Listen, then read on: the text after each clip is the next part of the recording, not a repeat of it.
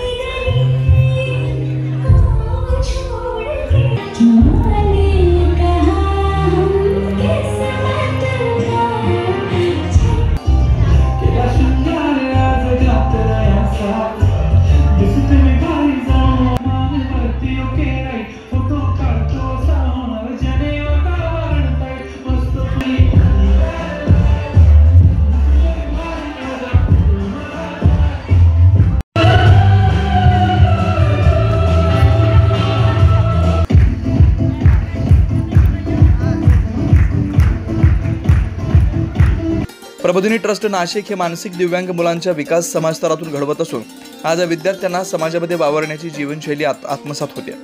नुकत्याच झालेल्या शैक्षणिक वर्ष 2024-25च्या स्नेहसंमेलन यशस्वीरित्या पार पाडण्यासाठी प्रबोधिनी ट्रस्ट विद्यमान अध्यक्ष रोहिणी ढवळे आणि उपाध्यक्ष मंगल सौदीकर, डॉक्टर दिलीप भगत तसेच सचिव रमेश वैद्य, सहसचिव पल्लवी जयवंत, खजिनदार सुजाता बिलाडे आणि ट्रस्टच्या सदस्य श्रीमती पूनम यादव यांचं सहकार्य लाभलं।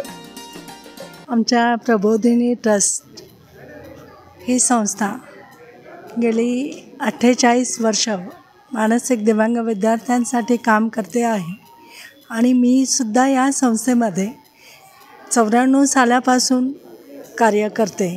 तर आमच्या विद्यार्थ्यांची मानसिक बौद्धिक ही क्षमता लक्षात घेऊन त्या विद्यार्थ्यांच्या कलेप्रमाणे त्यांना प्रशिक्षण शिक्षण हे देण्याचं काम आमचे सर्व शिक्षक करता आहेत। तर मी कार्यशाळेमध्ये अधीक्षक या पदावर कार्यरत आहे।